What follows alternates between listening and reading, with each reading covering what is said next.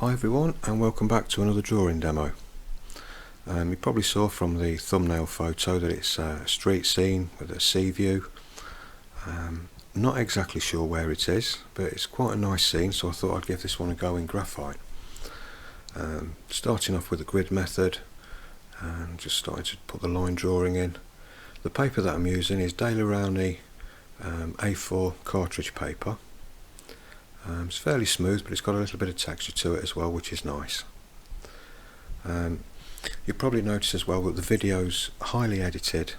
We've got sort of 15-20 minute video here, and the drawing took me about 20 hours or something. So obviously I've got to do a lot of editing to get this into a reasonable YouTube video. So some people ask me, can you speed it up, like do a speed drawing, so we see more of it. Then other people say, oh, please don't speed it up, I hate it. So I'm in a funny position, I can't please all the people all the time, but I'll certainly do a little bit of both. But there does seem to be a general opinion, that people don't seem to like the speed drawings as much as the real time. So for this one I'm going to keep it in real time, although it's highly edited. I hope you can get enough from this to gain a few tips and techniques and give you some inspiration, really. But if you do want a full-length version, well, it's not completely full-length version, but if you do want a longer, more in-depth view of this, there's about 10 videos to accompany this drawing over on my Patreon channel, with full narration and little sort of videos made separately just to explain some of the shading techniques and things like that. And you'll see a lot more, get a lot more information on how to draw this scene if you're interested. I'll put a link at the end of the video on the end screen cards, and there'll also be a link in the description below as well. Just click on that and it will take you straight to my Patreon page. You can have a look around there and see if it's for you. It's only $4 a month. It's very inexpensive, and you'll have access to loads of other tutorial videos in both watercolour, graphite, and just general material reviews, all sorts over there. Plenty over there for everyone. So if you go along over there, have a quick look around, see if it's for you. I'll be glad to see you over there. We've got a great community of people there, so you'll be made more than welcome. And if you do pay $4 for the month, you're not committed to it. You can pull out at any time. You can just join for 1 month just to do one project if you want. For $4 I think it's a bargain, really. So give it some consideration and just pop over to the Patreon channel and just check it out and see if you like it. Okay, so back to the drawing. So once the line drawing's completed, it was time to erase out the grid lines from the sky area and put the sky in, using a blending stump with graphite on it, and using an eraser to pull out the lighter areas and then giving it a blend over. And I'm working on the sea with a 2H pencil. It's very lightly, just sort of hit and miss sort of pencil technique, working in horizontal lines just to suggest the waves off into the distance there. Then with an HB pencil I'm starting in the general shading, some of the features of the buildings. And there's lots of erasing and blending and texturing and everything going on. But it's like I say, this video is highly edited, so I can't include all of the process. It'd just be impossible. So unfortunately, you're not going to see everything from start to finish. But anyway, again, I'm using the HB pencil there to start shading in the stairs. From the actual reference photo, which you'll see on Patreon as well, it's there for you to download as well if you're interested. And you probably noticed that I've left quite a bit out from this scene. There was some sort of wrought iron handrail type things along this staircase which I left out. Quite a few other things as well, just to simplify the scene, just to sort of have fun with it. Just do a nice relaxing drawing, because after you've drawn the hay wain, I mean where do you go from there? So I thought I'll just do a nice, fairly easy one, fairly relaxing one, and just have fun doing this. It's not really my usual sort of scene to draw. You know, I usually like landscapes with a lot more trees and nature in there. And like I say, you know, street scenes aren't really my thing, but there was just something appealing about this one. Don't know what it was, but just a very nice little scene there.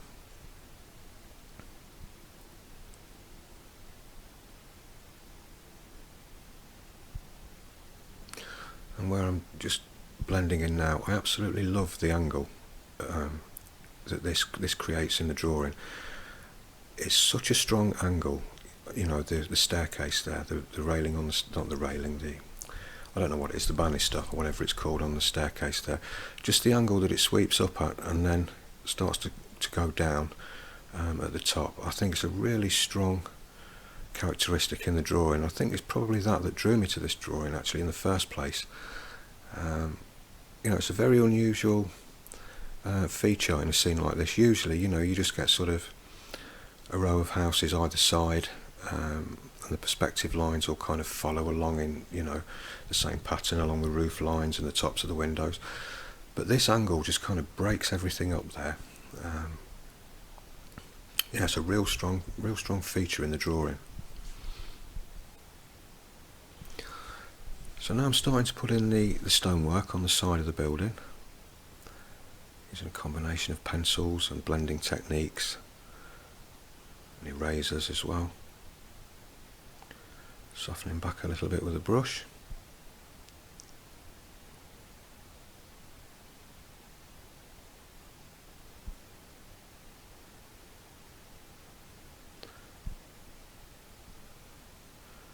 Right, so time to start work on the other building. Now this building here, this is another part of the drawing that I really do like. The way the light's catching it is really nice, and the shadows that are cast from that pole and the overhang of the roof and everything, which you'll see in just a minute, hopefully. There we go. You know, they kind of work well with the angle of the staircase. You know, they sort of, I don't know, they're very directional, aren't they, in the drawing? And it's such a nice light effect, a very soft light effect on that building, you know, with the discoloration of the rendering on there and everything. I think it's, you know, got a lot of character. Even though it's just a fairly simple scene, really, you know, there are certain elements in here, you know, which are really nice features. Now, having said that, there is actually a bin in the scene. Right at the bottom there, it's still white at the minute, but it's right at the bottom corner. But the fact that the tone of that, when it's actually shaded in, because it's almost black, it really adds something to the composition. But the fact that it's a bin, you know, is not exactly a nice focal point. So, in hindsight, really, I should have changed that to maybe a plant pot or one of these big vases or something like that. But still kept the tone the same, and kept it nice and dark. You know, I think that would have helped the picture immensely. There we go, look, you can see the bin there. Definitely would have been better with as a vase with some flowers growing out of it or something. But anyway, it's still got that nice tonal balance to it with everything else in the picture. So now I'm using the 2H pencil just to shade in the rendering on this building. There's a very quirky angle on this building actually. It's quite difficult to work out in the reference photo, but it kind of sticks out at the bottom near the door, but then the edge of the building doesn't seem to follow that angle, you know, the outer edge. So it's quite a strange feature really of a building. I don't know what the builders were thinking when they built that, but it certainly looks strange. But anyway, again, it's another nice quirky feature, you know, in this landscape drawing. One thing I did actually keep doing throughout this drawing was keep turning it upside down. I know you've heard me say that many times, you know, about turning your drawings upside down. It can help you a lot, you know, to see what you've got wrong. But none more so than in a scene like this, because where you've got lots of angles, lots of lines and perspective going on, You know, it's easy to get a few of those just a little bit off. And if you turn your drawing upside down, they'll stand out a mile. You know, it plays a trick on your mind. It doesn't see the drawing that you've just done. It just sees the perspective lines, basically, and the angles. And your brain will sort of make sense of them.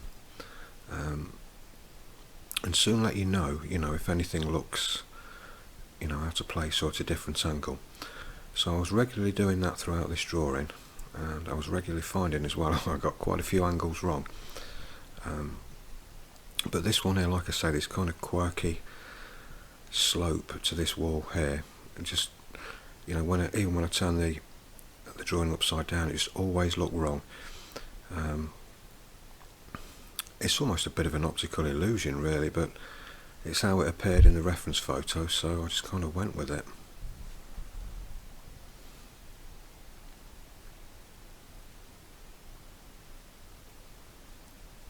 Trying to keep a nice dark shadow just underneath the roof of that little porch there.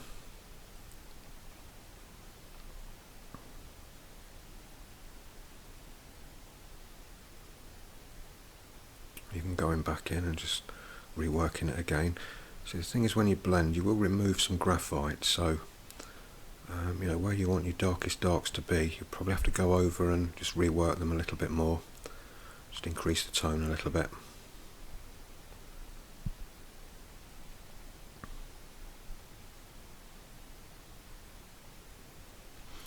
Time to start work on the lamp. You'll probably notice as well, actually, that there's like some colour changes going on. What it is, I work during the day and during the night, during the evening, should I say, on my drawings. So sometimes they're done in natural daylight, sometimes they're done in artificial light in the evening, and it just kind of affects the overall colour and the light of what you're actually viewing. So that's all that is. So working on the pot now, keeping the darks on the left hand side and building them up gradually, and working the graphite into the grain of the paper, so I'm not getting that kind of speckled look, that open grain look of the paper. And using the Pentel 4B pencil, which is really like an 8B or a 9B, it's incredibly dark. I'm particularly concentrating on the right hand side there to get the shadows in, give it that 3D effect. Right, now this is a bit that caused me quite a few headaches, actually, the block paving. I had a couple of goes at it and a couple of fails. I was trying to, let's say, do a few shortcuts and get it done quick, but it's lesson learnt. Didn't work, so I had to literally draw them all in individually, and with the pencil eraser I kind of just drew them in. And some of the angles on the block paving were quite tricky. Sometimes it made the path look like it was sticking up, like it had little hills on it and things like that. But eventually you soon get into the flow of getting the angles right on them. A few highlights there. I just shaded over that foreground area with a 2H pencil to darken it up. A few finishing touches. And we'll soon be finished. Just one final thing, I'm just going to put a name or some writing on that sign there. So might as well put my own name there. Smoothie77. So if you have a go at this one at home, you can put your name there as well. You won't need to bother signing the drawing then. So there we go, that's all finished. So there's a finished drawing. Sorry about all the editing and stuff, but I hope you got something from that, and I hope you go over to the Patreon channel and take a look there. There'll be a link just here on the screen and in the description below. So thank you very much for viewing. Take care, everybody, and I'll see you next time. Bye for now.